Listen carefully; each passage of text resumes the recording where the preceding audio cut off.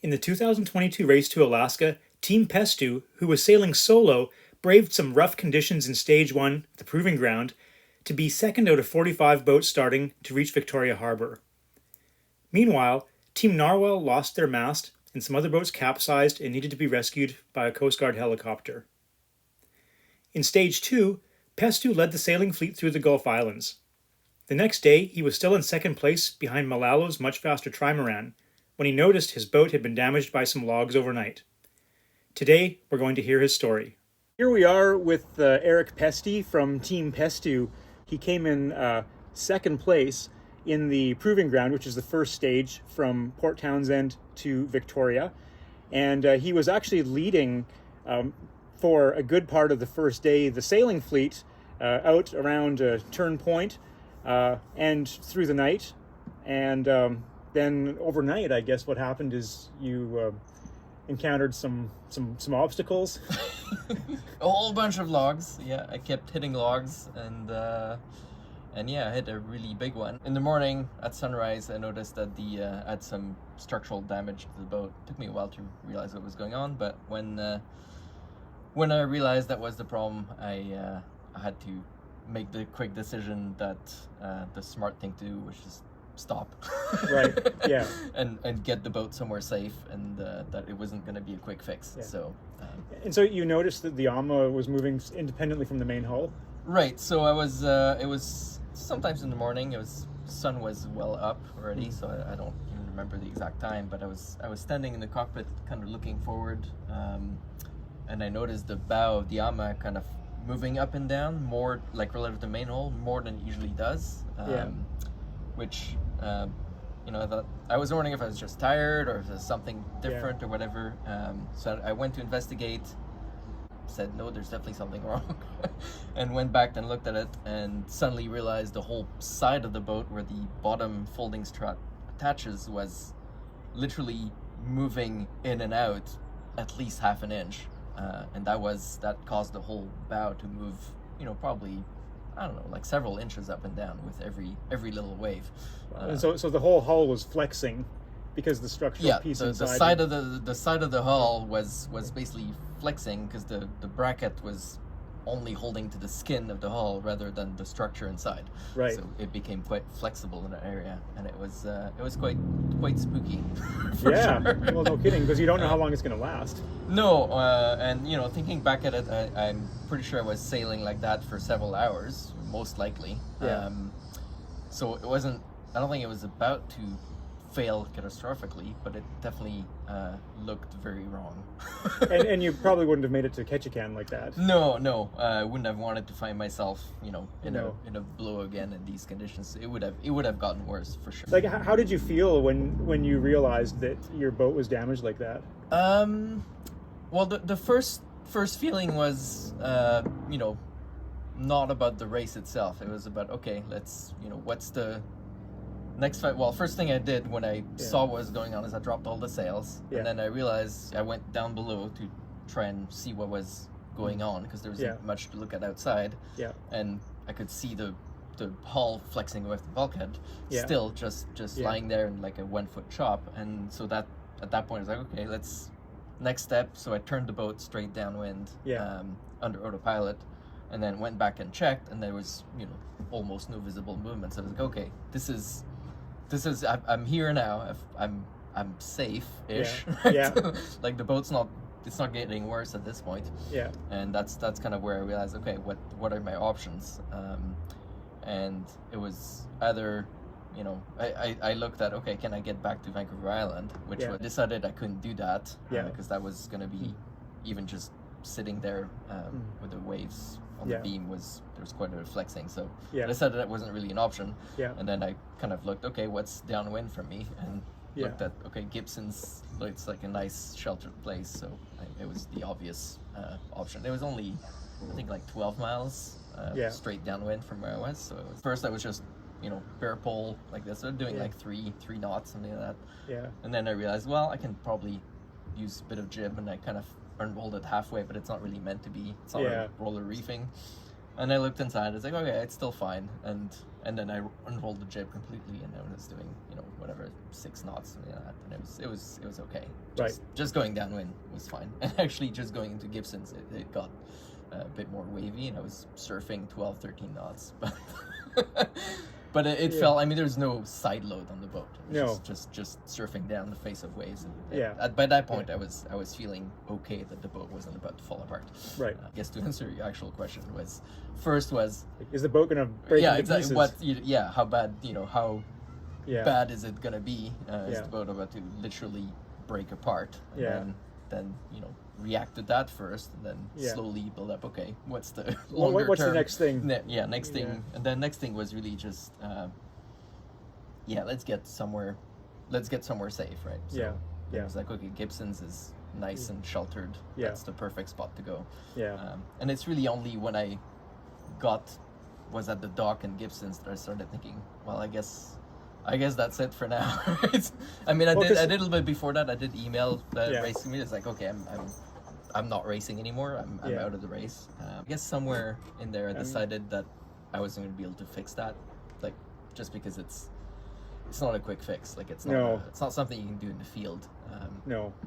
I mean, if I had been, you know, somewhere in the middle of nowhere, I guess I would have anchored and pulled out everything I had and see how, you know, what's the best I could do to try and reinforce it to get going. But so you had some epoxy and supplies, but not but not enough to do a repair. Like, and I don't have what you really need for this is a way to grind off the old stuff. If I'm doing it next year or whenever, like, I started thinking about that right here. It's like, okay. Well, that's good news that you're thinking about it again, I suppose, or. Well, I mean, I think, you know, that wasn't even 24 hours in, right? No. So you really feel like this is. I didn't get my money's worth yet. Exactly. It was barely getting started, and after you know all the prep work, it's still it's still there. You can and you can improve. You can build on it. Be more ready next time. I want to try again for sure. Yeah. Well, that'll be, I think, really encouraging for people to hear that, because I think a lot of people were really rooting for you. Apparently, I mean, especially seeing how well you did in the proving ground, which, I mean, it was pretty snotty out there on the proving ground, or it looked like it. Yeah, it was rough. It was really rough, actually. Yeah. I mean, it was. I've said that to quite a few people already, and I've had this boat for a long time now, 12 years. Yeah. Even more than that. And I'm still, you know, once in a while surprised at how well the boat handles things. Like, you know, well, except for hitting really big logs in the middle of the night, apparently. Yeah. But still, though, I mean, you know, you've had this boat and you've sailed it hard, and it's held up. Yeah. And just in the conditions, the boat felt fine. Like, it wasn't comfortable. It was, but it really didn't feel like it was struggling at all. Didn't feel unsafe. No. More than that, the boat was sailing well too. Like, it's not like I was not able to go upwind, or that I was worried about that. Video of you, you know, putting the reef in, and that was a cool video that you shot. And then the wave comes over your boat. But then once you got the reef in, there's another video of you sailing along, and it looks like you're sailing along quite nicely. It's lumpy, but you know, you're cooking along, and the boat looks totally under control. Yeah. And I mean, when I put the reef in probably at the worst possible time, that was just after rounding Point Wilson. And I mean, the waves aren't that big at that point. They're just extremely steep. Yeah. And just breaking standing waves. Yeah. And I mean, literally 5 minutes before, I was pedaling. Yeah. Like, because there was no wind. Right. And then got around the corner, and when I first hit the waves, there wasn't much wind. There was like maybe 10 knots. Yeah. So you kind of wanted to have enough sail up to have control going through this. Yeah. You didn't want to be too underpowered and just drift through it. Yeah. So, and then of course the wind started picking up, you know, fairly quickly after that. And based on the forecast, I knew it was only going to get stronger. So I said, okay, reef early, but early I was already in this mess. It's in a bad place. And actually, I think the other video I put up was quite a bit later, and I put the second reef in maybe, I don't know, 20 minutes after the first one or something like that. Okay, so that was just the first reef that you put in. So I put it in first reef because it was you know, there was more wind, but it wasn't that crazy yet. And I didn't want to be too under. I mean, I probably could have just gone straight to the second reef. Yeah. Yeah. So there's a cool video. Well, I mean, I don't know if it's a cool video, but there's a video of you sort of and rough duck sailing past narwhal. Right. And like, did you even realize that they were there? No, I had no idea. Yeah. I had seen them earlier. Yeah. I wasn't really paying attention to Yeah. anything, beyond anything I might hit. Like other boats, I kind of wasn't paying attention to the bigger picture of who went which way. And I think that's an interesting lesson to all of us, because like in that sea state, the fact that you couldn't see this other boat, I mean, if it had been a person in the water, I mean, they'd be virtually impossible to see. Yeah, that's actually a really interesting point, because, yeah, first of all, seeing someone would be extremely difficult. Yeah. I mean, of course, if you have enough crew, you can have, you ideally have someone who's only watching that person, and that's the only thing they do, and you better turn around quickly. But the other thing that would have been, I mean, I don't know how you would get someone back on the boat in these conditions. No, exactly. Without like having the boat, like, it would be actually quite dangerous. You might like crush them with yeah, drama exactly. or something. How do you get close to someone in these conditions? You're, like there's breaking waves out of every direction. Just approaching someone, and I mean, forget the not having a motor. Like, you got to maneuver under sail. Would be completely useless. Yeah, anyway, exactly. In these conditions. Yeah. But yeah, it doesn't make you think about how would you, how would you rescue someone? How would you rescue someone? I mean, you couldn't get too close to them. I mean, I guess you'd have to get them a throw line. Yeah. And then kind of heave to and have them approach from the. Yeah. You'd have to wait a little bit, see which way you're drifting, and try and see how the boat's moving in the waves. Yeah, exactly, and figure out a way to plug someone in at the bottom of a wave. But they would have to be physically able. Like you wouldn't be able to drag. Like you wouldn't be able to drag someone who's barely conscious or something like that. Like there's no if they were unconscious, it would be game over. Yeah. It's almost like you need, in those conditions, you need to imagine that the ocean is boiling lava. Pretty much. And if someone falls overboard, like, you can't fall in. You can't fall in. No, you're done then. Yeah. And people think, oh, I can swim. Well, yeah, you can, but not for long. Not for long. In this cold water. I mean, arguably,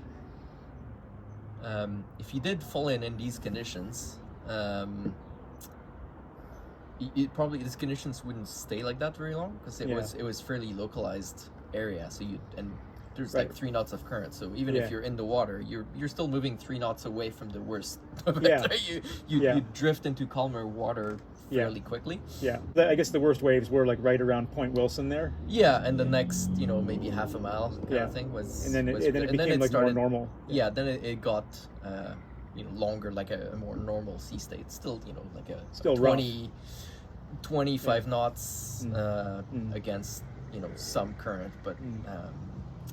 More reasonable after that, for sure. And then on the crossing, it built quite a bit. Like the size of the waves got way bigger. Right. But also not as steep. Right. So longer, more manageable actually. In many ways, it's the bigger waves were easier to handle. Hard to tell how big waves are, but definitely you remember like being here like this and kind of looking looking up at them, like, not up a little bit, like quite a bit up. It was like height of the spreaders, kind of for the top of the waves, right? Yeah. So they were big waves at some point in there, but again, the boat just did well, and I mean it was a bit impressive at times, especially the odd when you find yourself just going one that's just about to break or whatever, and it's really. You're just seeing sky. You look sitting here. I was sitting here actually the whole way pretty much, and like I couldn't even see water. Like I couldn't see water over the bow. Like, because it was all sky.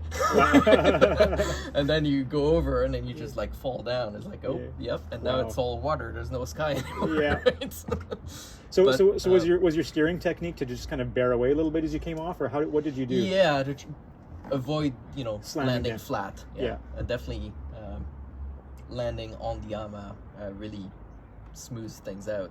If you're powered up enough, you go off the wave and then you heel a little bit, and you kind of fall diagonally, and it's actually it's a lot smoother landing that way than if you just stay straight, then you just land slap flat. Right, like then it, I mean, you still get a little bit of that sometimes, but if you can keep the boat powered up a little bit, then it actually dampens the fall really well. Yeah. Well, that's a good tip to sort of bear away a little bit too. Yeah, so you want to, and you don't. I mean, big thing too is you want to head up into the wave. You don't want to fly off the top of the wave at speed, because that would be bad, because you're really catching big air. Like you could, I mean, you'd probably get the whole boat out of the water on waves like that if you do it. Yeah. Before you get to the top, you want to start burring away again to make sure you're not with your sails stalled when you get to the top. You want to heel the boat over as you fall down the back of the wave. I mean, it works on smaller waves too.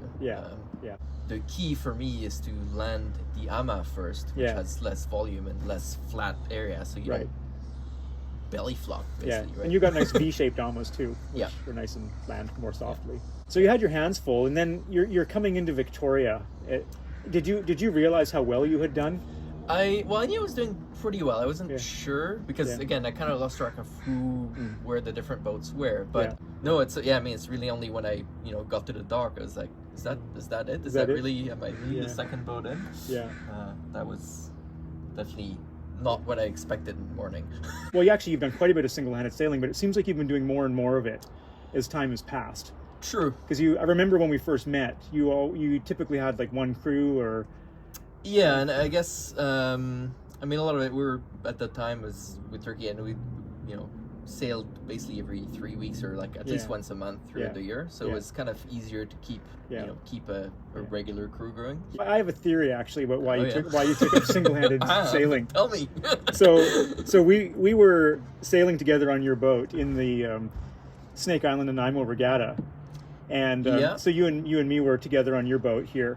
And I botched that spinnaker hoist, and I lost the tack line to the end of the bowsprit.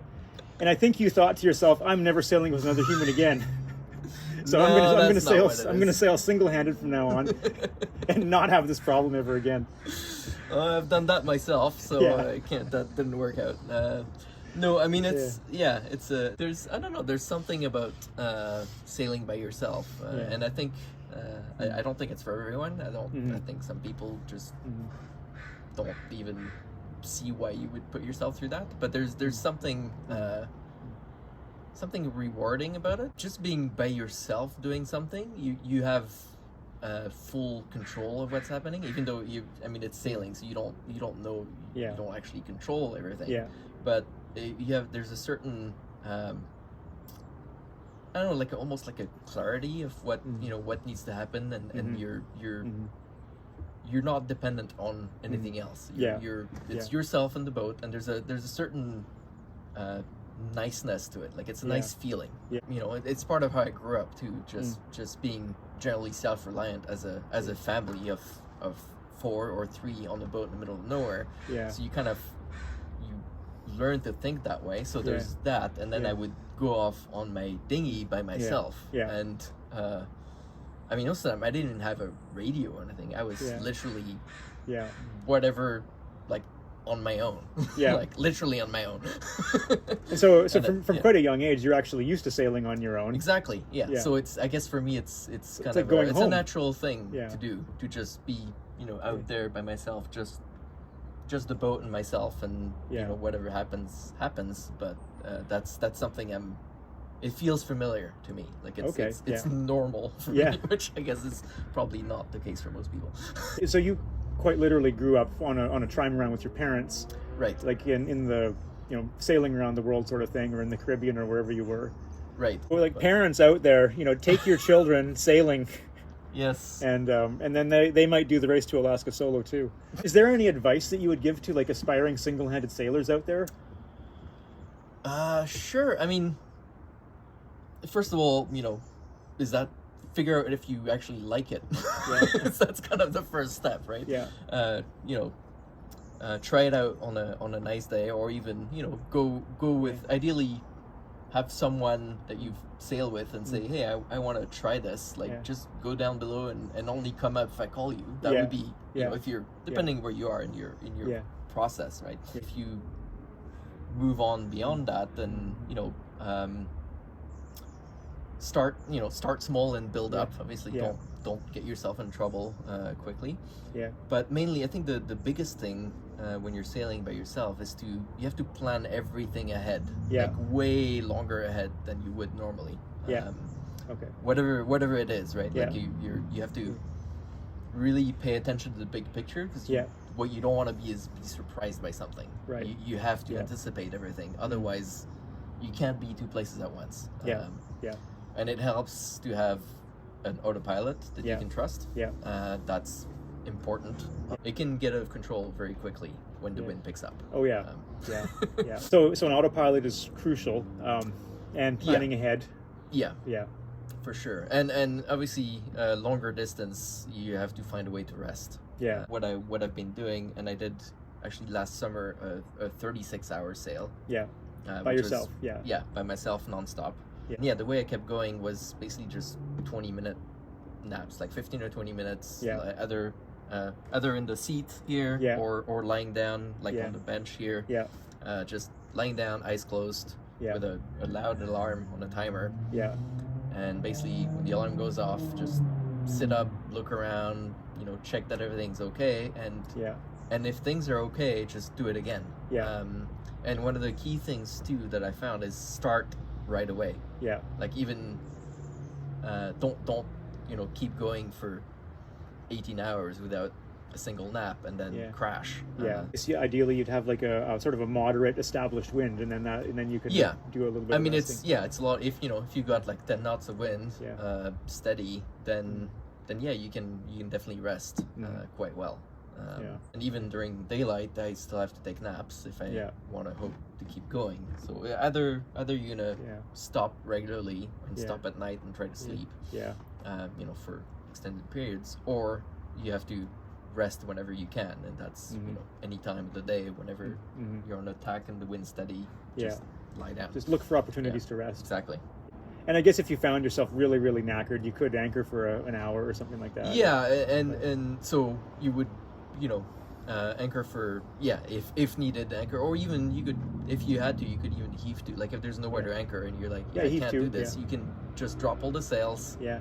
and you're probably not gonna drift very far. I mean, obviously you want to, make sure you're Yeah. be aware of where you are and Yeah. have a pretty good idea of how far you might go in a certain Yeah. time frame. Yeah. But that would be a way to, I think, actually sleep. Because the whole lying down with eyes closed on a 20-minute timer, I wouldn't call it sleeping. It's resting, but it's not sleeping. Yeah. I think we really look forward to you going in the race to Alaska again and seeing how you fare. I mean, it was super exciting to see a single-hander like up there at the front of the fleet. Like I that's never happened in the history of the race to Alaska before. And I think this has been spoken about quite a bit, but the overloading, like the weight on the boats makes a huge difference.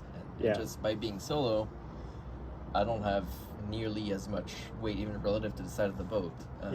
The boat was light and sailed well. And actually found that even going through Harrow Strait, like early on in the race, a lot of the boats that I was with they were just, they had the main up and they were just pedaling, going straight to a destination. And I was like, I'm gonna sail. I can't. I'm gonna be too tired if I do that. I don't want to do that. So I will try as hard as I can to actually keep sailing. And while some of these guys were just going straight, just pedaling straight, or going towards the nearest the rum line basically of their next waypoint. I was trying to find the wind and actually sail, and found that, I mean, these boats, I mean, you know how these boats sail. It doesn't take much to do more than 3 knots. No. Right? Which even the guys with two guys pedaling, they're only doing 3 knots, especially if they have to go for a couple hours. That's about as fast as it can go. So I was able to do 3 or even 3.5, 4 knots, not quite going the right direction, but by actually tacking or jibing and keeping the wind helping. That's how I was staying with them. Was they were just giving up on sailing and I wasn't. And there was still some wind. And there's actually a couple times where I was motor sailing when the wind was too far behind, and just pedaling a little bit would let me reach at least 2 knots of boat speed and get the apparent wind enough forward enough that I could actually keep going. I think that just shows like you're a pure sailor, really. Like Well, I mean, if you're by yourself, you don't have, Yeah. you don't really have an option. You No. can't keep pedaling for hours and hours on end. I mean, you just can't. But mostly you don't want to. No. Unless that's your only option. Yeah. Well, R2AK had like 5 people on board or something, so they could, maybe that's why that was their strategy, to cycle people through. Just keep pedaling. Yep. But I think the overloaded boat, though, I mean, you basically turn it into a monohull at some point. But yeah, it definitely, that made a big difference. Yeah. Just being able to sail better in less wind. Yeah. Yeah. And even in higher wind, I think it was true as well. Yeah. Because the way, and that was less stress very on the boat. surprising. Yeah, Yeah. less stress on the boat in theory. Well, I mean, Well, that worked out. Might have broken sooner. Considering I have a structural failure to deal with, but less stress on the boat, and just the boat goes over the waves more than through them. Mm-hmm. And even, I mean, you mentioned that video sailing past Norwell. Yeah. With R2AK and myself in the shot, and I mean, I was going the same speed as them the whole day. Yeah. With we both had 2 reefs up in the jib, like basically doing the same thing. Yeah. But they were pitching more. Yeah. They were. I mean, you can tell they're heavier. You can tell the boat really struggles to go over the waves and slows down with the waves more. Yeah. Whereas it's more like a cork kind of floating on top, and it fall off a wave and kind of bounce up and just keep going, and they would just pitch 3 times. Like you can feel the weight just looking at it, and I think that's really the key. And I think it probably wouldn't work as well in kind of medium conditions, like probably like 10 to 15 knots of wind. Yeah.